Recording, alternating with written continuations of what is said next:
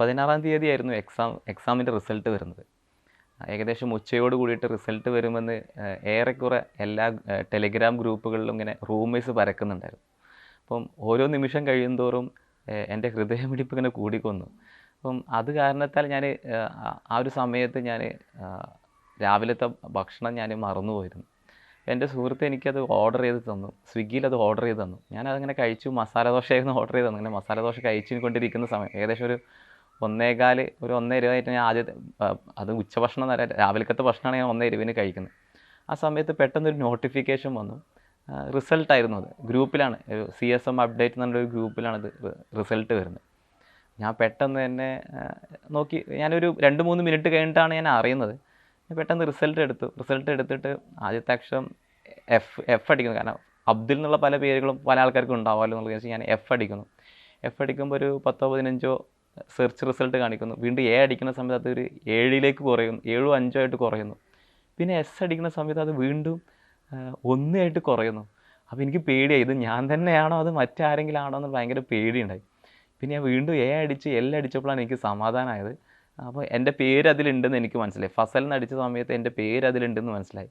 ഇനി എനിക്കറിയേണ്ടത് ഞാൻ എവിടെയാണ്, ഏത് പൊസിഷനിലാണ് നിൽക്കുന്നത് എന്നുള്ളതാണ്. ഞാൻ അടിച്ചു നോക്കിയ സമയത്ത് തന്നെ ഭയങ്കരമായിട്ട് സന്തോഷം വന്നു. നമുക്ക് ഒരു പ്രത്യേക മൊമെൻ്റാണത്. കാരണം നമ്മൾ ഒരുപാട് കാലത്ത് അധ്വാനിച്ചിട്ട്, നമ്മൾ ഒരുപാട് കാലത്ത് പ്രയത്നം ചെയ്ത് നമ്മൾ പഠിച്ച്, ചിലപ്പം രാത്രി നമ്മൾ ഉറങ്ങുന്നത് ചിലപ്പം പുസ്തകത്തിൻ്റെ മുകളിൽ കിടന്നിട്ടായിരിക്കും ഉറങ്ങുന്നുണ്ടായിരിക്കുക. അപ്പോൾ അങ്ങനെയൊക്കെ നമ്മൾ പഠിച്ചിട്ട് ഒരുപാട് കാലത്തെ നമ്മൾ ഒരുപാട് കാലം പ്രതീക്ഷിച്ചിരിക്കുന്നൊരു റിസൾട്ട് ഉണ്ടല്ലോ, ആ സമയം എന്ന് പറഞ്ഞു കഴിഞ്ഞാൽ നമ്മുടെ എല്ലാ വേദനകളും സന്തോഷമായി തീരുന്ന, നമ്മൾ ഇതുവരെ അനുഭവിച്ചിട്ടുള്ള നമ്മുടെ പ്രയത്നങ്ങളും എല്ലാം സന്തോഷമായി തീരുന്ന ഒരു നിമിഷമാണത്.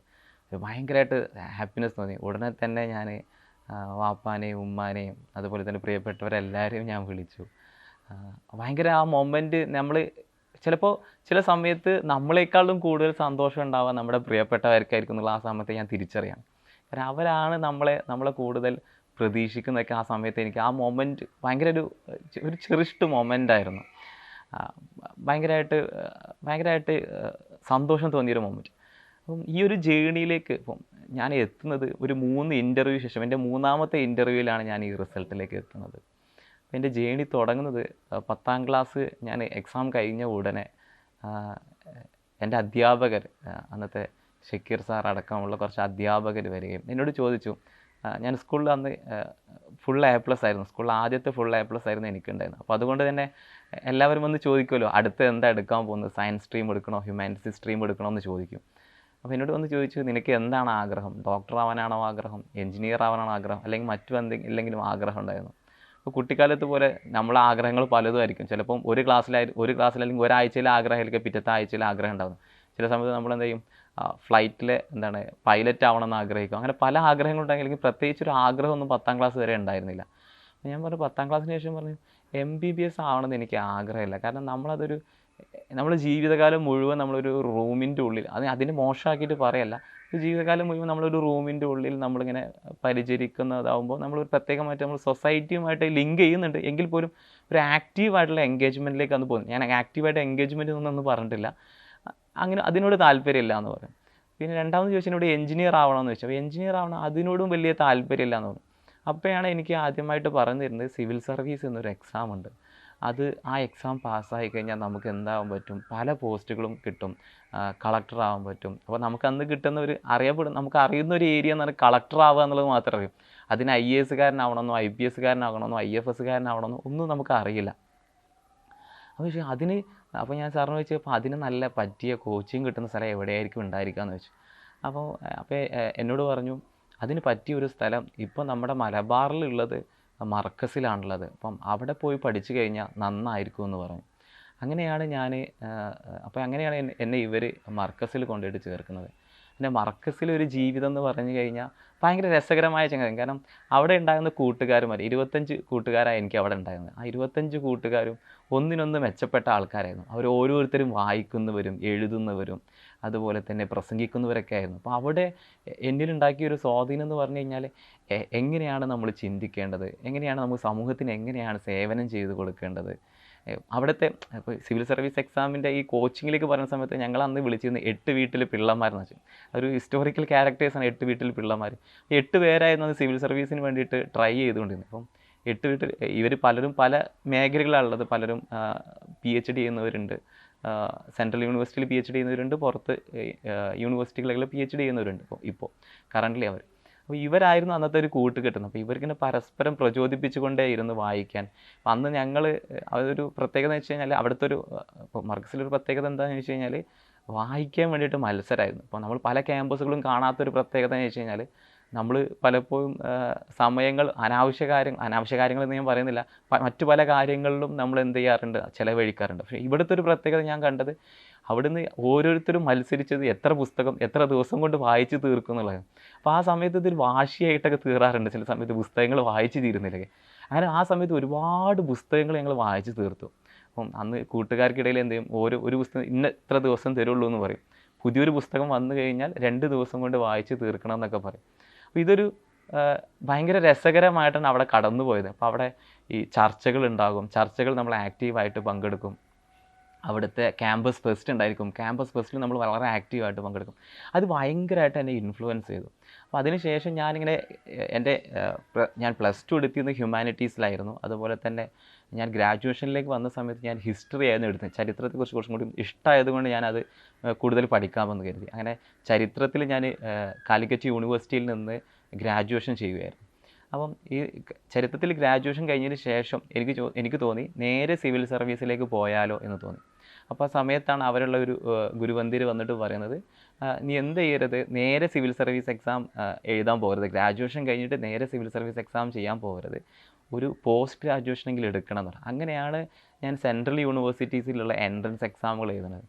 അപ്പം അതിൽ എഴുതിയ എക്സാമുകൾ ഞാൻ ടിസ് എഴുതിയിട്ടുണ്ട്, ഹൈദരാബാദ് എഴുതിയിട്ടുണ്ട്, ഡൽഹി യൂണിവേഴ്സിറ്റി എഴുതിയിട്ടുണ്ട്, JNU എഴുതിയിട്ടുണ്ട്, ജാമിയ മില്ലിയ എഴുതിയിട്ടുണ്ട്, DU എഴുതിയിട്ടുണ്ട്, അലിഗഡ് മുസ്ലിം യൂണിവേഴ്സിറ്റി എഴുതിയിട്ടുണ്ട്. അങ്ങനെ പല യൂണിവേഴ്സിറ്റിൻ്റെ എഴുതിയിട്ടുണ്ട്. ഇതിൽ എനിക്ക് JNU ഒഴിച്ച് ബാക്കിയുള്ള എല്ലാ യൂണിവേഴ്സിറ്റികളും അഡ്മിഷൻ കിട്ടിയിട്ടുണ്ട്. അപ്പോൾ ഞാൻ ഡൽഹിയിൽ 2 ജാമിയയും കിട്ടി, ഡൽഹി യൂണിവേഴ്സിറ്റിയും കിട്ടിയ സമയത്ത് ഏതെടുക്കണം എന്നുള്ളൊരു ഭയങ്കര കൺഫ്യൂസ്ഡ് സ്റ്റേറ്റിലായിരുന്നു. ഞാൻ നോക്കിയ സമയത്ത് ഡൽഹി യൂണിവേഴ്സിറ്റിയിൽ എന്തുണ്ടായിരുന്നില്ല, അവിടെ നമ്മുടെ താമസിക്കാനുള്ള ഹോസ്റ്റലുകൾ, യൂണിവേഴ്സിറ്റി ഹോസ്റ്റൽ ഉണ്ടായിരുന്നില്ല. അപ്പം യൂണിവേഴ്സിറ്റി ഹോസ്റ്റലിൽ നമ്മൾ പൊതുവേ അവിടുത്തെ ഡൽഹി യൂണിവേഴ്സിറ്റിയിലെ കുട്ടികൾ താമസിക്കാറുള്ളത് പുറത്ത് എവിടെയെങ്കിലും റൂം എടുത്തിട്ടാണ് താമസിക്കാറുള്ളത്. അപ്പോൾ എനിക്ക് തോന്നി അത് പലപ്പോഴും നമ്മുടെ പഠനത്തെ ബാധിക്കുമെന്ന്. കാരണം ആ സമയത്ത് നമ്മൾ കുക്കിംഗ് നോക്കണം, അതുപോലെ തന്നെ അവിടുത്തെ മറ്റ് കാര്യങ്ങളൊക്കെ നമ്മൾ നോക്കേണ്ടി വരും. അപ്പം എക്സ്ട്രാ അക്കാഡമിക് ആയിട്ടുള്ള കാര്യങ്ങൾ നമ്മൾ കൂടുതൽ ഫോക്കസ് ചെയ്യണമെന്ന് തോന്നി. അപ്പോൾ ഞാൻ നോക്കിയ സമയത്ത് ജാമ്യ എടുത്ത് നോക്കിയ സമയത്ത് ജാമ്യ ഭയങ്കര ബ്യൂട്ടിഫുൾ ആയിട്ടുള്ളൊരു ക്യാമ്പസാണ്. ഭയങ്കര ഗാർഡനിങ് ഒക്കെ ചെയ്ത് ഭയങ്കര കീപ്പ് ചെയ്യുന്നൊരു ക്യാമ്പസാണ് ജാമ്യ എന്നുള്ളത്. ജാമ്യൻ്റെ അതിൻ്റെ ഉള്ളിൽ തന്നെയാണ് അവിടെയുള്ള ഹോസ്റ്റലും എല്ലാ മറ്റു കാര്യങ്ങളും. അപ്പോൾ ഞാൻ നോക്കിയ സമയത്ത് എനിക്ക് ഭയങ്കരമായിട്ട് ജാമ്യ ഇൻട്രസ്റ്റ് ആയി. അതുപോലെ തന്നെ ജാമ്യയിലുള്ള പ്രൊഫസർമാരും അത്യാവശ്യം നല്ല പ്രൊഫസർമാരായിരുന്നു ഉണ്ടായിരുന്നത്. കണ്ണൂർ യൂണിവേഴ്സിറ്റി വൈസ് ചാൻസലറായിരുന്ന പ്രൊഫസർ ഗോപിനാഥ് സാറ്, അതുപോലെ തന്നെ ബഹുഗുണ സാറ്, അങ്ങനെ ഷാഹിദ് അമീൻ എന്ന് പറയുന്ന ഹിസ്റ്റോറിയൻസ് ആയിട്ടുള്ള മുകുൾ സാർ, അങ്ങനെ പല അവിടെ ഹിസ്റ്റോറിയൻസും അവിടെ ഉണ്ടായിരുന്നു. അപ്പോൾ എനിക്ക് തോന്നി ബെറ്റർ ആയിട്ടുള്ള ഓപ്ഷൻ ജാമ്യയിൽ പഠിക്കുക. അങ്ങനെ ജാമ്യയിൽ ഞാൻ തിരഞ്ഞെടുത്തു. ജാമ്യയിലാണ് ശരിക്കും ഒരു ടേണിംഗ് പോയിന്റ് വീണ്ടും വരുന്നത്. ജാമ്യയിൽ ഉണ്ടായിരുന്ന കുറച്ച് ഫ്രണ്ട്സ്, അവിടെ നിന്ന് ഉണ്ടായിരുന്ന കുറേ ഫ്രണ്ട്സ്, അവിടെ ജാമ്യയിലുള്ള റെസിഡൻഷ്യൽ കോച്ചിങ് അക്കാഡമി, അവിടെ ഉണ്ടായിരുന്ന കുറച്ച് മലയാളി ഫ്രണ്ട്സുമായിട്ട് ഞാൻ പരിചയത്തിൽ പെടുകയും, ഉദാഹരണത്തിന് അസീം, റോഷൻ, ഷഹൻഷാ തുടങ്ങിയ ആൾക്കാരുമായിട്ട് ഞാൻ പരിചയത്തിൽ പെടും.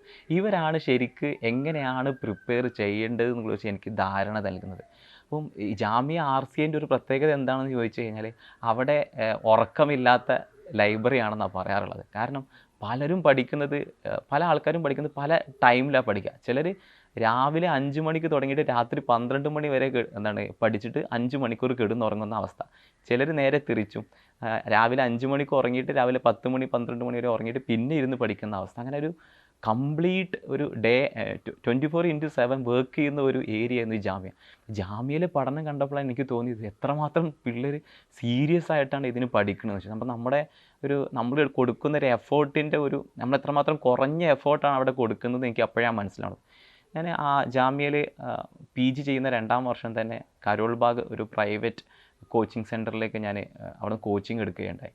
അപ്പോൾ ആ സമയത്തുള്ളൊരു റൂട്ടീൻ എന്താ വെച്ചാൽ ഞാനൊരു 2 മണി 3 മണി വരെ ജാമ്യയിലെ ക്ലാസ്സുകൾ അറ്റൻഡ് ചെയ്യും, പ്രധാനപ്പെട്ട ക്ലാസ്സുകൾ അറ്റൻഡ് ചെയ്യും. അതിനുശേഷം ഞാൻ എന്ത് ചെയ്യും, കരോൾ ബാഗിലേക്ക് മെട്രോ വഴി പോവാറാണ് പതിവ്. മെട്രോ തന്നെ ഒരു 1.5 അവർ എടുക്കാറുണ്ട്. അപ്പോൾ തിരിച്ച് ഞാൻ റൂമിലേക്ക് എത്തുമ്പോഴേക്കും ഒരു 11 മണി 11:15, ഒരു 10:30 11:15 ആവും തിരിച്ച് ഞാൻ റൂമിലേക്ക് എത്തുമ്പോൾ. ഇപ്പം അന്ന് റൂമിൽ എൻ്റെ റൂംമേറ്റായിട്ടുണ്ടായിരുന്നത് ഹമീദും, അതുപോലെ തന്നെ എപ്പോഴും ഒരു സന്തത സഹചാരി പോലെ ഉണ്ടായിരുന്നത് റഹൂഫൊക്കെയാണ് ഉണ്ടായിരുന്നത്. അപ്പം ഇവരായിരുന്നു എനിക്ക് ഫുഡൊക്കെ മെസ്സിൽ നിന്ന് ഫുഡ് എടുത്ത് വെച്ചത്. ഇപ്പം ഡൽഹിയിൽ നിങ്ങൾക്കറിയാം നമുക്ക് കിട്ടുന്നത് എന്തായിരിക്കും, ചപ്പാത്തി, ദാൽ, ഇതൊക്കെ ആയിരിക്കും ഉണ്ടായിരിക്കുക. ഈ ചപ്പാത്തി ഒരു നേരം കഴിഞ്ഞാൽ അത് റൊട്ടി പോലെ ഭയങ്കര വരണ്ട റൊട്ടിയായിട്ട് മാറും. അപ്പോൾ ഇത് ഇവരെനിക്ക് കീപ്പ് ചെയ്ത് തന്നുകൊണ്ട് എനിക്ക് ഭയങ്കര ഹെൽപ്പായിരുന്നു. അപ്പോൾ ഞാനത് ഫുഡ് കഴിക്കും. അങ്ങനെ ഞാൻ ആദ്യമായിട്ടുള്ള അറ്റംപ്റ്റ് കൊടുക്കണം. COVID-19 പാൻഡമിക് വന്ന കോൺടെക്സ്റ്റിലാണ് ഞാൻ ആദ്യത്തെ അറ്റംപ്റ്റ് കൊടുക്കുന്നത്. ആദ്യത്തെ അറ്റംപ്റ്റ് തന്നെ ഞാനൊരു ഹ്യൂമാനിറ്റീസ് ബാക്ക്ഗ്രൗണ്ട് വന്ന കാരണത്താൽ തന്നെ ആദ്യത്തെ പ്രിലിംസ് ഘട്ടം, സിവിൽ സർവീസ് എക്സാമിന് 3 ഘട്ടമാണ് ഉണ്ടാവുക. ആദ്യത്തെ ഘട്ടം എന്ന് പറഞ്ഞാൽ പ്രിലിമിനറി എക്സാമാണ്, രണ്ടാമത്തെ ഘട്ടം എന്ന് പറഞ്ഞാൽ മെയിൻസ് എക്സാമാണ്, മൂന്നാമത്തെ ഘട്ടം എന്ന് പറഞ്ഞാൽ ഇൻ്റർവ്യൂ ആണ്. ഇതിലെ പ്രിലിംസ് ഘട്ടത്തിലായിരുന്നു ആദ്യത്തെ 2 പേപ്പറാണ് ഉണ്ടാവുക. ഉച്ചയ്ക്ക് മുമ്പുള്ള പേപ്പറും ഉച്ചയ്ക്ക് ശേഷമുള്ള പേപ്പറും. ഉച്ചയ്ക്ക് മുമ്പുള്ള പേപ്പറിൽ 100 ചോദ്യങ്ങളാണ് ഉണ്ടാവുക. അതിൽ ഹിസ്റ്ററിയിൽ നിന്നുണ്ടായിരിക്കും, ജോഗ്രഫിയിൽ നിന്നുണ്ടായിരിക്കും, സൊസൈറ്റിയിൽ നിന്നുണ്ടായിരിക്കും, പൊളിറ്റിയിൽ നിന്നുണ്ടായിരിക്കും, കോൺസ്റ്റിറ്റ്യൂഷൻ ഉണ്ടായിരിക്കും, ഇൻ്റർനാഷണൽ റിലേഷൻസ് ഉണ്ടായിരിക്കും, എക്കോണമി ഉണ്ടായിരിക്കും, എൻവയോൺമെൻറ്റ് ഉണ്ടായിരിക്കും, സയൻസ് ആൻഡ് ടെക് ഉണ്ടായിരിക്കും. ഇങ്ങനെ അതുപോലെ തന്നെ കറണ്ട് അഫയേഴ്സ്, സമകാലികമായിട്ടുള്ള വാർത്തകൾ എന്നുള്ള ചോദ്യങ്ങളും ഉണ്ടായിരിക്കും. അങ്ങനെ അതിൽ വരുന്ന 100ഓളം ചോദ്യങ്ങളിൽ നിന്നാണ് ആദ്യത്തെ ഘട്ടത്തിലുണ്ടാവുക. രണ്ടാമത്തെ ഘട്ടത്തിലുണ്ടാവുക മാത്സ് ഉണ്ടായിരിക്കും, അതുപോലെ തന്നെ ലോജിക്കൽ റീസണിങ് ഉണ്ടായിരിക്കും, ആപ്റ്റിറ്റ്യൂഡ് ഉണ്ടായിരിക്കും. അങ്ങനെ ഡിഫറെൻ്റ് ആയിട്ട് അതിലൊരു 80 ക്വസ്റ്റ്യൻ ഉണ്ടായിരിക്കുക. ഇതിൽ രണ്ടാമത്തെ പേപ്പറിൽ നമുക്ക് വെറും 66 മാർക്ക് കിട്ടിയാൽ മതി. 66, ഒരു 33% മാർക്ക് കിട്ടിയാൽ മതി. ആദ്യത്തെ ഘട്ടത്തിലാണ് നമ്മുടെ ഒരു കോമ്പറ്റീഷൻ ഉണ്ടാവുക. പക്ഷേ കുറച്ച് കാലങ്ങളായിട്ട് ഈ ഒരു കോമ്പറ്റീഷൻ ലെവൽ ഭയങ്കരമായിട്ട് മാറിയിട്ടുണ്ട്. ഈ CSAT പേപ്പറിൽ 66 മാർക്ക് കിട്ടുക എന്നുള്ളത് ഇന്നൊരു ബലികേറാ മലയായിട്ട് മാറിയിട്ടുണ്ട്. കാരണം ഈവൻ NIT പഠിച്ചവർ അല്ലെങ്കിൽ IIT പഠിച്ചവർ വരെ ഇപ്പോൾ CSATൽ ഫെയിലിയർ ആവുന്നുണ്ട്. അപ്പം പറഞ്ഞു വരുന്നത്, ഈ 2 പേപ്പറിൽ ഞാൻ ആദ്യത്തെ പേപ്പർ എഴുതിയ സമയത്ത് ഞാൻ എക്സാം കഴിഞ്ഞ ഉടനെ ഞാനൊരു ചെറിയൊരു മണ്ടത്തരം ചെയ്തു. എന്താ വെച്ച് കഴിഞ്ഞാൽ, നമ്മൾ സാധാരണഗതിയിൽ കോളേജിലൊക്കെ എക്സാം കഴിഞ്ഞ് നമ്മൾ ചോദ്യങ്ങളൊക്കെ ചെയ്ത് ശരിയാണോ നമ്മൾ നോക്കാറുണ്ടല്ലോ, അതുപോലെ ഇതിലും ഞാൻ ചോദ്യങ്ങൾ ശരിയാണോ നോക്കി. അതിൽ ആദ്യത്തെ 4 ക്വസ്റ്റ്യൻ എൻ്റെ തെറ്റായിരുന്നു. അതോടുകൂടി എൻ്റെ കോൺഫിഡൻസ് അവിടെ ഇല്ലാതെയായി മാറി. രണ്ടാമത്തെ എക്സാമിലേക്ക് ഞാൻ പോകുന്ന സമയത്ത് എനിക്ക് കോൺഫിഡൻസ് കുറവായിട്ടാണ് ഞാൻ പോകുന്നത്. അപ്പോൾ എൻ്റെ മനസ്സ് മന്ത്രിക്കുന്നുണ്ടായിരുന്നു, നിൻ്റെ ഒന്നാമത്തെ പേപ്പർ ശരിയാണ്, രണ്ടാമത്തെ പേപ്പറിൽ ഈ നോക്കണം എന്ന് ഫോക്കസ് ചെയ്യുന്ന 100 വട്ടം മനസ്സിൽ പറയുന്നുണ്ടെങ്കിലും മനസ്സത് തയ്യാറാവുന്നുണ്ടായിരുന്നില്ല. അതുപോലെ തന്നെ എക്സാം ഹാളിൽ വന്നിട്ടുള്ള 2 അധ്യാപകർ, അവർ പരസ്പരം അങ്ങോട്ടും ഇങ്ങോട്ടും സംസാരിക്കുന്നുണ്ടായിരുന്നു. അപ്പം ഭയങ്കര കോൺസെൻട്രേഷൻ വേണ്ട ഒരു എക്സാമാണ് രണ്ടാമത്തെ എക്സാം ഉള്ളത്. കാരണം നമ്മൾ കോംപ്രിഹെൻഷൻ, ഒരു വലിയ പാരഗ്രാഫ് വായിക്കണം. ആ പാരഗ്രാഫിൽ നിന്ന് നമ്മൾ ക്വസ്റ്റ്യൻസ് എടുത്തിട്ട് ആണ് ആൻസർ ചെയ്യാൻ വേണ്ടിയിട്ട്. അതുപോലെ തന്നെ മാത്സും റീസണിങ് ഒക്കെയാണ്. അപ്പോൾ ഇവർ ഉണ്ടാക്കുന്ന ശബ്ദമുണ്ട്, അതുപോലെ എൻ്റെ മനസ്സ് മന്ത്രിക്കുന്ന ഒരു കാര്യമുണ്ട്.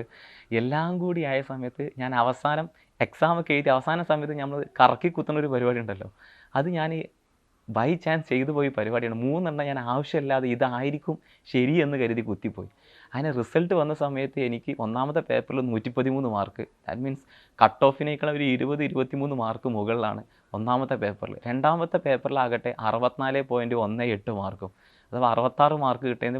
ഈ 3 ക്വസ്റ്റ്യൻ ഞാൻ കറക്കി കുത്തില്ലായിരുന്നുവെങ്കിൽ ആ എക്സാം പാസ്സായിരുന്നു. എനിവേ ആ ഒരു അറ്റംപ്റ്റ് അതോടുകൂടി കഴിഞ്ഞു. പിന്നെയുള്ള അറ്റംപ്റ്റ് ഞാൻ ഭയങ്കര കെയർഫുള്ളായിരുന്നു. ഒന്നാമത്തെ ഘട്ടം, രണ്ടാമത്തെ ഘട്ടം, മൂന്നാമത്തെ ഘട്ടം കടന്ന് ഞാൻ ഇൻ്റർവ്യൂ സ്റ്റേജിലേക്ക് എത്തി. പക്ഷേ ആ ഒരു എക്സാമിൻ്റെ സമയത്ത് എനിക്കറിയാമായിരുന്നു എനിക്ക് കൂടുതൽ ദൂരങ്ങളിലേക്ക് എത്താൻ പറ്റില്ല. ഞാൻ പഠിച്ചതിന് ലിമിറ്റേഷൻ ഉണ്ടെന്ന് എനിക്കറിയാൻ പറ്റുമായിരുന്നു. പക്ഷേ ഞാൻ ഇൻ്റർവ്യൂ എത്തിയപ്പോൾ നമുക്ക് വീണ്ടും പ്രതീക്ഷ വരും. പക്ഷേ ആ പ്രാവശ്യം എനിക്ക് കയറാൻ പറ്റില്ല. 10 മാർക്ക് എനിക്കത് മിസ് ചെയ്തു. രണ്ടാമത്തെ ഘട്ടം നമ്മൾ ഈ എക്സാമിൻ്റെ ഒരു പ്രത്യേകത എന്താ വെച്ചാൽ, നമ്മൾ ഏതെങ്കിലും ഒരു ഘട്ടത്തിൽ നമ്മൾ ഫെയിലിയർ ആയി കഴിഞ്ഞാൽ വീണ്ടും നമ്മൾ തുടങ്ങണം, പ്രിലിമിനറി സ്റ്റേജിൽ നിന്ന് തുടങ്ങണം. അങ്ങനെ ഞാൻ രണ്ടാമത്തെ ഘട്ടവും എഴുതി. അതിൽ പക്ഷേ എനിക്ക് ഇപ്രാവശ്യം 5 മാർക്കിനാണ് മിസ്സായത്. അതോടുകൂടി എനിക്ക് ഭയങ്കരമായിട്ട് നമുക്കൊരു ഈ ഒരു എക്സാമിനോടൊരു പേടിയല്ല, ഒരു തരത്തിലൊരു നമുക്കൊരു എന്താണ് നമ്മൾ ഇത്രയും എഫേർട്ട് ഇട്ടിട്ട് എന്തുകൊണ്ട് കിട്ടുന്നില്ല എന്നുള്ള ചോദ്യം, നമുക്ക് സെൽഫ് ഡൗട്ട് വരാൻ തുടങ്ങി. ഈ എക്സാമിൽ എന്തുകൊണ്ടാണ് ഒരു സെൽഫ് ഡൗട്ട് വരാൻ തുടങ്ങിയ സമയത്താണ്. അപ്പോൾ അന്ന് റിസൾട്ട് വരുന്ന സമയത്ത് വാപ്പയും ഉമ്മയും, അപ്പം 2 പേരും എന്നോട് പറഞ്ഞു, കുഴപ്പമില്ല, നമുക്ക് വീണ്ടും എന്ത് ചെയ്യാം, ശ്രമിക്കാം. ഇത് എന്തെങ്കിലും പടച്ചവൻ നമുക്ക് തരാതിരിക്കില്ല, നമുക്ക് ശ്രമിക്കുകയാണെന്നുണ്ടെങ്കിൽ നമുക്ക് എപ്പോഴെങ്കിലുമൊക്കെ കിട്ടും എന്ന് അവർ പറയുകയുണ്ടായി. അങ്ങനെ അപ്പോൾ അന്ന് റിസൾട്ട് വന്ന സമയത്ത് ഞാൻ ഉടനെ തന്നെ എന്ത് ചെയ്തു, റിസൾട്ട് വന്ന ഉടനെ തന്നെ അப்புறம் ആ റിസൾട്ട് വന്ന് അടുത്ത പ്രിലിംസ് എക്സാമിലേക്ക് ആകെ ഒരു 5 ദിവസം മാത്രമേ ഉള്ളൂ. അപ്പോൾ ഈ 5 ദിവസത്തിൻ്റെ ഉള്ളിൽ വേണം എനിക്ക് ഈ പോയി. ഞാൻ രണ്ടാമത്തെ അറ്റംപ്റ്റ് ഏറ്റവും കൂടുതൽ പ്രതീക്ഷിച്ചൊരു അറ്റംപ്റ്റ് ആയിരുന്നു. അപ്പോൾ ആ ഒരു അറ്റംപ്റ്റിൽ നിന്ന് എനിക്ക് റീകൂപ്പ് ചെയ്യണമായിരുന്നു. അപ്പം റീകൂപ്പ് ചെയ്യണമെന്നുണ്ടെന്നുണ്ടെങ്കിൽ അപ്പോൾ ആ സമയത്ത് വാപ്പയും അമ്മയും ഭയങ്കരമായിട്ട് ഹെൽപ്പ് ചെയ്തു. അപ്പോൾ അവർ പറഞ്ഞ കാര്യം, നീ ഒന്നിനെ പറ്റിയും കെയർ ചെയ്യേണ്ട ആവശ്യമില്ല, നീ ഒന്നിനെ പറ്റി നോക്കേണ്ട ആവശ്യമില്ല, നീ പഠിച്ചാൽ മാത്രം മതി എന്ന് പറഞ്ഞിട്ട് അവർ ഭയങ്കരമായിട്ട് ഹെൽപ്പ് ചെയ്തു. അതുപോലെ തന്നെ ഒരുപാട് ഗുരുക്കന്മാർ ഈ സമയത്ത് എന്നെ ഹെൽപ്പ് ചെയ്തിട്ടുണ്ട്. അവരും എന്നെ ഭയങ്കര മാനസികമായിട്ട് എനിക്ക് സപ്പോർട്ട് തന്നു. അപ്പോൾ അതിൽ നിന്നും ഭയങ്കരമായിട്ടൊരു എനിക്കൊരു പ്രചോദനം നമുക്ക് വീണ്ടും അറ്റൻഡ് ചെയ്യാം. പക്ഷെ അതിനിടയിലാണ് എനിക്കൊരു ഫോൺ കോൾ വന്നത്. എൻ്റെ ഒരു അടുത്തൊരു ഫ്രണ്ട് ഒരു കോൾ വന്നു. പക്ഷെ അവനത് ഒരു മനഃപൂർവ്വം പറഞ്ഞതൊന്നുമല്ല. പക്ഷെ അവൻ ഇങ്ങനെ പറയുണ്ടായി, ഈ സിവിൽ സർവീസ് എക്സാം ഭയങ്കര ടഫാണല്ലേ, അപ്പം ഒരുപാട് നമ്മൾ ഹാർഡ് വർക്ക് ഒന്നും ഇട്ട് കഴിഞ്ഞാൽ നമുക്ക് കിട്ടില്ലല്ലോ. അപ്പോൾ ഞാൻ അതിനകത്ത് സമ്മതിച്ചു, അങ്ങനെയൊന്നുമില്ല, നമ്മൾ ഹാർഡ് വർക്ക് ചെയ്ത് കഴിഞ്ഞാൽ നമുക്ക് കിട്ടുമെന്ന് പറഞ്ഞു.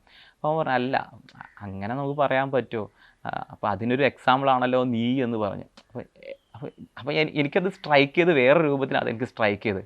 ഞാനൊരു നെഗറ്റീവ് എക്സാമ്പിളായിട്ട് മാറുന്നു എന്നുള്ളൊരു നമ്മൾ എഫേർട്ട് ഇട്ടു, നമ്മൾ മാക്സിമം ഹാർഡ് വർക്ക് ചെയ്തിട്ട് പോലും നമ്മളൊരു നെഗറ്റീവ് എക്സാമ്പിളായിട്ട് മാറുന്നു എന്ന് എനിക്ക് തോന്നിയ സമയത്ത് അത് വീണ്ടും ഒരു ഫയർ എൻ്റെ ഉള്ളിൽ വീണ്ടും ഫയർ ഉണ്ടാക്കി. കാരണം ഇങ്ങനെ ഇനി വരുന്ന ഒരു തലമുറ, ഇപ്പം നമ്മൾ ഹാർഡ് വർക്ക് ഇട്ടിട്ട് നമുക്ക് കിട്ടിയില്ല എന്നൊരു നെഗറ്റീവ് എക്സാമ്പിളായിട്ട് മാറുകയാണെന്നുണ്ടെങ്കിൽ വീണ്ടും ഒരു തലമുറ ഇതിലേക്ക് തയ്യാറാവില്ല വരാൻ. അത് എൻ്റെ ഒരു ഫയർ ഉണ്ടാക്കി. ആ ഫയറോട് കൂടിയിട്ടാണ് ഞാൻ വീണ്ടും ഈ മൂന്നാമത്തെ ഇൻ്റർവ്യൂവിൽ വരുന്ന ഈ അറ്റംപ്റ്റിലേക്ക് ഞാൻ പോകുന്നത്. അപ്പോൾ ആ സമയത്ത് ഞാൻ തിരുവനന്തപുരത്തേക്കാണ് പോകുന്നത്. പലപ്പോഴും ഈ കോച്ചിങ്ങൾ പ്രധാനമായിട്ട് രണ്ട് സിറ്റികളാണ് കേന്ദ്രീകരിച്ചിരിക്കുന്നത്. ഒന്ന് ഡൽഹിയിൽ പോകുന്നവരുണ്ട്, അതുപോലെ തന്നെ നമ്മുടെ തിരുവനന്തപുരത്ത് പോകുന്നവരുണ്ട്. അപ്പോൾ ഡൽഹിയിലൊരു സിവിൽ സർവീസ് കോച്ചിങ്ങിൻ്റെ ഒരു ക്യാരക്ടർ എന്താണെന്ന് വെച്ചാൽ അവിടെ ജീവൻ മരണ പോരാട്ടമായിട്ടാണ് അവിടുത്തെ കുട്ടികൾ അതിനെ കാണാറുള്ളത്. 24/7 പഠിക്കും. അപ്പോൾ തിരുവനന്തപുരത്തേക്ക് പോകുകയാണെങ്കിൽ അങ്ങനെയൊന്നുമില്ല. കുറച്ചും കൂടി ഒരു കൈൻഡ് ഓഫ് നമുക്ക് സ്ട്രെസ് റിലീഫൊക്കെ ഉള്ള രൂപത്തിലാണ് അവിടുത്തെ ഒരു പ്രിപ്പറേഷൻ എന്ന് പറയുന്നത്.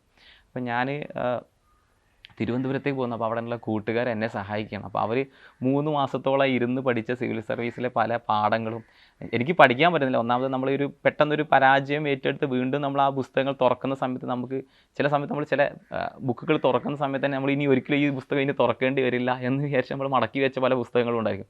അത് തുറക്കുന്ന സമയത്ത് നമുക്കൊരു പ്രത്യേകമായിട്ടുള്ള ഫീലിംഗ് ഒക്കെ വരാറുണ്ട്. അപ്പോൾ അതുകൊണ്ട് തന്നെ ഞാൻ പുസ്തകം തുറക്കാൻ തയ്യാറായിരുന്നില്ല.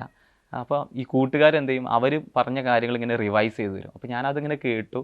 അങ്ങനെ എക്സാം സെൻറ്ററിലേക്ക് പോകുന്ന സമയത്ത് എക്സാം എഴുതി രണ്ടാമത്തെ എക്സാം എഴുതി.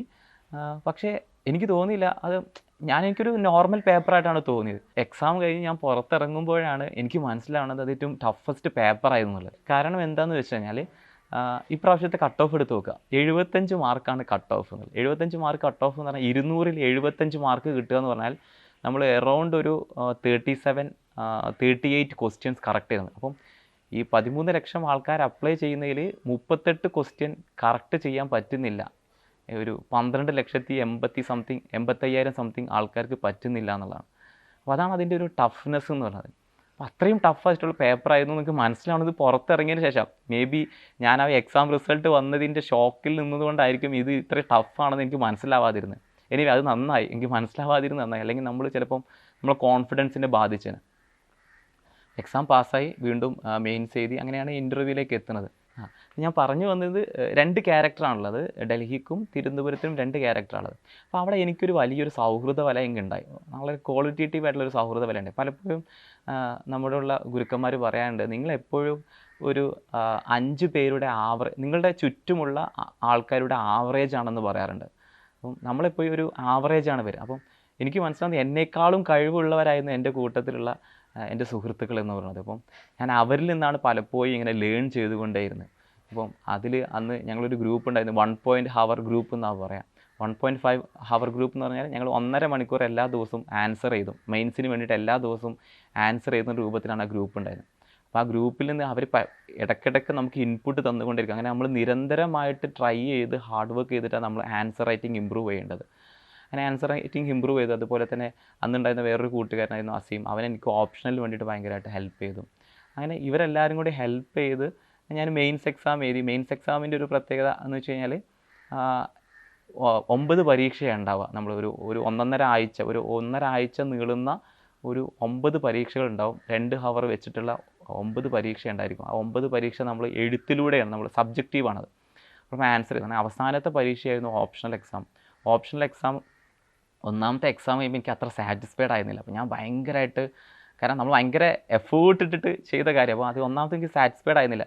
അപ്പം എൻ്റെ അന്ന് കൂടെ ഉണ്ടായിരുന്ന അനൂപ ഉണ്ടായിരുന്നു. അപ്പോൾ അനൂപ് പറഞ്ഞ് കുഴപ്പമില്ലടാ, നമുക്ക് രണ്ടാമത്തിൽ സെറ്റാക്കാമെന്ന് പറഞ്ഞു. അപ്പോൾ ഞാൻ വീണ്ടും റൂമിലേക്ക് പോയി. ഞാൻ എല്ലാ എക്സാം, അപ്പം രാവിലെയും ഉച്ചക്കും എക്സാം ഉണ്ടാകും. ഒരു ദിവസം എക്സാം ഉണ്ടെന്നുണ്ടെങ്കിൽ രാവിലെയും ഉച്ചക്കും എക്സാം ഉണ്ടായിരിക്കും. അപ്പോൾ രാവിലെ ഞാൻ എക്സാം കഴിഞ്ഞ ശേഷം വീട്ടിലേക്ക് പോയി. ഞാൻ ഒരുപാട് നേരം ഷവറിൻ്റെ ചോട്ടിൽ ഞാൻ കുളിച്ചു. ഞാൻ വീണ്ടും ഫ്രഷ് ആകാൻ വേണ്ടിയിട്ട്, വീണ്ടും ഫ്രഷായിട്ട് എഴുതാൻ വേണ്ടിയിട്ട് ഒരുപാട് നേരം ഷവറിൻ്റെ ചോട്ടിൽ ഒന്നും റിവൈസൊന്നും ചെയ്തില്ല. ഒരുപാട് നേരം ഷവറിൻ്റെ ചോട്ടിൽ നിന്നിട്ട് ഞാനിങ്ങനെ എന്നെ തന്നെ കൂടുതൽ ഫ്രഷ് ആക്കി എടുത്തു. അങ്ങനെ രണ്ടാമത്തെ എക്സാം പോയിട്ട് ഞാൻ ഭയങ്കര കോൺഫിഡൻസോട് കൂടി, ഭയങ്കര ആവശ്യത്തോട്, ഭയങ്കര വാശിയോട് കൂടിയിട്ടാണ് ഓപ്ഷൻ എക്സാം രണ്ടാമത് എഴുതുന്നത്. അങ്ങനെ 2 എക്സാം എഴുതിയ ശേഷം ഞാൻ വന്നു. എക്സാം കഴിഞ്ഞ് റിസൾട്ട് വന്നു. ഇൻ്റർവ്യൂ പാസ്സായ സമയത്ത് അപ്പോഴത്തേക്ക് ഞാൻ ഐലൺ IAS അക്കാഡമിയിൽ ഹിസ്റ്ററി പഠിപ്പിക്കാൻ വേണ്ടി തുടങ്ങിയിരുന്നു. അപ്പോൾ ഞാൻ അവിടെ നിന്ന് പഠിക്കുന്ന സമയത്ത് ഓൾറെഡി ഒരു തീർക്കാനുണ്ടായിരുന്നു. അങ്ങനെ ഇൻ്റർവ്യൂവിന് വേണ്ടിയിട്ട് വളരെ കുറഞ്ഞ 2 ആഴ്ച മാത്രമേ എടുത്തിട്ടുണ്ടായിരുന്നു. ഇൻ്റർവ്യൂവിന് വേണ്ടി മാത്രം പ്രിപ്പയർ ചെയ്ത് ഞാൻ 2 ആഴ്ചയാണ്. അപ്പോൾ ഈ 2 ആഴ്ച കൊണ്ട് ഞാൻ ആവശ്യമുള്ള അന്നത്തെയുള്ള പത്രങ്ങളും മറ്റു കാര്യങ്ങളൊക്കെ അനലൈസ് ചെയ്ത്, അതുപോലെ തന്നെ ഇൻ്റർവ്യൂവിന് വേണ്ടി പ്രിപ്പയർ ചെയ്തു. ആ സമയത്ത് ഹെൽപ്പ് ചെയ്ത് കുറേ ആൾക്കാരുണ്ടായിരുന്നു. അതായത് ഐലൻഡിലെ ഷിനാസ്ക, അതുപോലെ തന്നെ ഫോർച്യൂണിലെ നിതിൻ മേനോൻ സാർ, ഇവരൊക്കെ ഭയങ്കരമായിട്ട് ഹെൽപ്പായിരുന്നു. ഇവരെന്നെ ഇങ്ങനെ മൗൾഡ് ചെയ്തുകൊണ്ടേയിരുന്നു. നമ്മളെ ഇൻ്റർവ്യൂകളുള്ള ആൻസേഴ്സും മറ്റും പലതും മൗൾഡ് ചെയ്തുകൊണ്ടേയിരുന്നു. അങ്ങനെ അവസാനം ഞാൻ ഇവിടുന്ന് പോകുന്ന സമയത്ത് ഞാൻ ഡൽഹിയിലെത്തി. കേരള ഹൗസിലായിരുന്നു താമസം ഉണ്ടായിരുന്നത്. അതിനുശേഷം ഞാൻ പോവുകയാണ്. അപ്പോൾ ഞാൻ ഒരു മുൻധാരണകളും ഇല്ലാതെയാണ് ഞാൻ UPSC ഭവൻ്റെ ഉള്ളിലേക്കായിരുന്നത്. അപ്പോൾ എനിക്ക് മനസ്സിലായി എൻ്റെ ബോർഡ് എന്നുള്ളത് ലഫ്റ്റനൻറ്റ് ജനറൽ രാജു ശുക്ലയുടെ ബോർഡാണെന്ന് മനസ്സിലായി.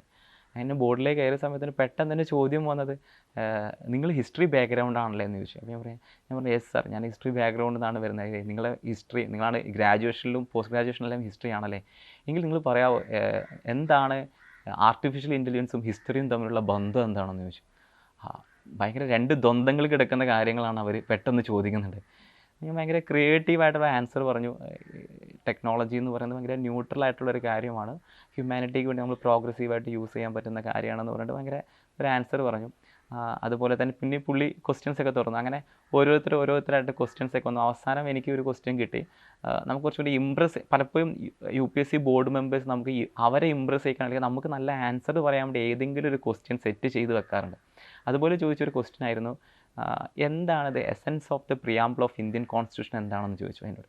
അതിൻ്റെ സത്ത എന്താണെന്ന് എന്നോട് ചോദിച്ച സമയത്ത് അതെനിക്കൊരു മൊമെൻ്റായിരുന്നു.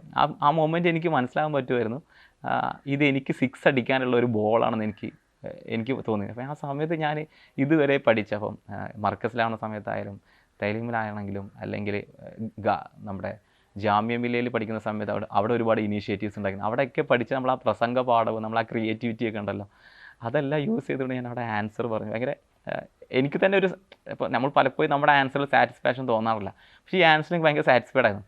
അപ്പോൾ ഈ ആൻസർ കഴിഞ്ഞ് തൊട്ട് മുമ്പ് തന്നെ നമ്മൾ അന്നത്തെ തലേന്ന് ദിവസം നേരെ പ്രിപ്പയർ ചെയ്ത പല ക്വസ്റ്റ്യൻസും ചോദിച്ചിരുന്നു. ഉദാഹരണത്തിന് ആ സമയത്തായിരുന്നു കേരളത്തിൽ ഏറ്റവും കൂടുതൽ ഹ്യൂമൻ വൈൽഡ് ലൈഫ് കോൺഫ്ലിക്റ്റ് ഉണ്ടായിരുന്നു. നമ്മുടെ വയനാട്ടിലെ ഹ്യൂമൻ വൈൽഡ് ലൈഫ് കോൺഫ്ലിക്റ്റിൽ വന്ന് ഒരാൾ മരിച്ച സന്ദർഭമൊക്കെ ഉണ്ടായിരുന്നു. ഒരുപാട് പ്രതിഷേധങ്ങളൊക്കെ ഉണ്ടായ സമയം ഉണ്ടായിരുന്നു. അപ്പോൾ അതിനെക്കുറിച്ച് ചോദ്യങ്ങളുണ്ട്. ആ ചോദ്യം ഞാനാവട്ടെ തലേന്നത്തെ ദിവസം വരെ ആൻസർ പറഞ്ഞ് പരിശീലിച്ചൊരു ക്വസ്റ്റ്യനുമായിരുന്നു. അപ്പോൾ അത് കിട്ടിയൊക്കെ ഭയങ്കര സന്തോഷമാണ്. നമുക്ക് കോൺഫിഡൻസ് അവിടെയൊക്കെ ബിൽഡ് ചെയ്യും. ഞാൻ അവസാനത്തെ ഈ ചോദ്യം ചോദിച്ച സമയത്ത് ഞാൻ ആൻസർ പറഞ്ഞ സമയത്ത് പൊതുവേ ചെയർമാൻ ഒരു ബോർഡിലുണ്ടാവുക 5 മെമ്പേഴ്സ് ഉണ്ടാവുക, ചെയർമാൻ ഉൾപ്പെടെ 5 മെമ്പേഴ്സ് ഉണ്ടാവുക. അപ്പോൾ ചെയർമാൻ ആദ്യം ചോദ്യം ചോദിക്കും, പിന്നെ ഈ 4 പേർക്ക് ഓരോ ഊഴങ്ങളനുസരിച്ച് ചോദ്യം ചോദിക്കാനാണ് അവസരങ്ങൾ ഉണ്ടാവുക. അപ്പോൾ അത് കഴിഞ്ഞതിന് ശേഷം ചെയർമാൻ എന്ത് ചെയ്യാം, ശരി നിങ്ങളുടെ ഇൻ്റർവ്യൂ കഴിഞ്ഞു എന്ന് കരുതിയിട്ടാണ് വിടാറുള്ളത്. അപ്പം രാജുശുക്ല സാർ ഈ അവസാനത്തെ ചോദ്യം ഈ ചോദ്യമാണ് വന്നത്. അപ്പോൾ ഇതിന് ശേഷം പുള്ളി വീണ്ടും ആക്റ്റീവായിട്ട് എന്നോട് പല ചോദ്യങ്ങൾ ചോദിക്കുകയും പല ഹിസ്റ്റോറിയൻസിനെ പറ്റി ചോദിച്ചു. സച്ചിൻ സന്യാൽ, ജയ്സായ് ദീപക്, ഇവരൊക്കെ ഹിസ്റ്റോറിയൻസ് ആണല്ലോ, എന്താണ് ഇവരെക്കുറിച്ചുള്ള ഒപ്പീനിയൻ എന്താണെന്ന് ചോദിച്ചു. അപ്പോൾ ഞാൻ പറഞ്ഞു ഇവരെല്ലാവരും ഞാൻ കേട്ടിട്ടുള്ള ഹിസ്റ്റോറിയൻസാണ്, പക്ഷേ ഞാൻ ഇവരുടെ പുസ്തകങ്ങളോ ഇവരുടെ ബുക്കൊന്നും വായിച്ചിട്ടില്ല. പക്ഷേ ഞാൻ അവരെക്കുറിച്ച് മനസ്സിലാക്കണം, അവരെന്തായാലും ഹിസ്റ്ററിയെക്കുറിച്ച്, ചരിത്രത്തെക്കുറിച്ച് ഒരു ഓൾട്ടർനേറ്റീവ് ഹിസ്റ്ററി വ്യൂ പോയിൻ്റ് നൽകാൻ പറ്റും എന്നാണ് ഞാൻ വിശ്വസിക്കുന്നത് എന്ന് പറഞ്ഞിട്ട് ഞാനത് എൻഡ് ചെയ്യണ്ടായി. അതോടുകൂടി അദ്ദേഹം പറഞ്ഞു നിങ്ങൾ ഇൻ്റർവ്യൂ കഴിഞ്ഞിട്ടുണ്ടെന്ന് പറഞ്ഞു. അപ്പോൾ എനിക്ക് ഞാൻ ഭയങ്കര അവിടുന്ന് ഇറങ്ങുന്ന സമയത്ത് എനിക്കൊരു ഹാപ്പി ഉണ്ടായി. ഞാൻ വളരെ പതുക്കെ അവിടുന്ന് എഴുന്നേറ്റിട്ട് തന്നെ നമ്മൾ ആ ഇൻ്റർവ്യൂ റൂമിൽ നിന്ന് പുറത്ത് കിടക്കുന്ന സമയത്ത് തന്നെ ഭയങ്കര ഒരു നൈസ് ഫീലിംഗ് ഉണ്ടായിരുന്നു. ഓക്കെ, ഞാൻ ഇതുവരെ ചെയ്ത ഇൻ്റർവ്യൂവിൽ ഏറ്റവും നന്നായിട്ട് ചെയ്തൊരു ഇൻ്റർവ്യൂ ആണെന്ന് തോന്നി. അങ്ങനെ അത് കഴിഞ്ഞിട്ടാണ് റിസൾട്ട് വരുന്നത്. 507 റാങ്ക് കിട്ടി. ഭയങ്കര സന്തോഷം പടച്ചവനോടും അതുപോലെ തന്നെ ഈ ഒരു ജേണിയിൽ കൂടെ നിന്ന പലപ്പോഴും എനിക്ക് സെൽഫ് ഡൗട്ട് ആവുന്ന സമയത്ത് എന്നിൽ കൂടുതൽ വിശ്വാസം അർപ്പിച്ചിരുന്നത് മാതാപിതാക്കളും ഗുരുക്കന്മാരും അധ്യാപകരായിരുന്നു. നിന്നെക്കൊണ്ട് പറ്റും എന്ന് പറഞ്ഞ അവരായിരുന്നു. പലപ്പോഴും ഞാൻ പിന്നോട്ട് അടിച്ചിട്ടുണ്ട്. ഓക്കെ, ഇത് നിർത്താമെന്ന് ഞാൻ തോന്നിയിട്ടുണ്ട്. പലപ്പോഴും കേരള PSCയുടെ കോളേജിയറ്റ് എക്സാം ഉണ്ട്, അസിസ്റ്റൻറ്റ് പ്രൊഫസർ ഇൻ ഹിസ്റ്ററി. അപ്പോൾ അത് കിട്ടിയ സമയത്ത് ഞാൻ കരുതി ഓക്കെ, ഇനി എന്ത് ചെയ്യാം, അതിലേക്ക് ഫോക്കസ് ഷിഫ്റ്റ് ചെയ്യാം, സിവിൽ സർവീസ് തൽക്കാലത്തേക്ക് നിർത്താം എന്ന് കരുതിയിട്ടുണ്ടായിരുന്നു. അപ്പോൾ ആ സമയം പോലും ഇവരാണ് എന്നോട് പറഞ്ഞത് നിർത്തരുത്, വീണ്ടും പ്രിപ്പയർ ചെയ്യണമെന്ന് പറഞ്ഞത്. അപ്പം അങ്ങനെയാണ് ഞാൻ തുടരാൻ തന്നെ കാരണം. അങ്ങനെയാണ് ഈ ഒരു റാങ്കിലേക്ക് ഞാൻ എത്തിപ്പെട്ടത്.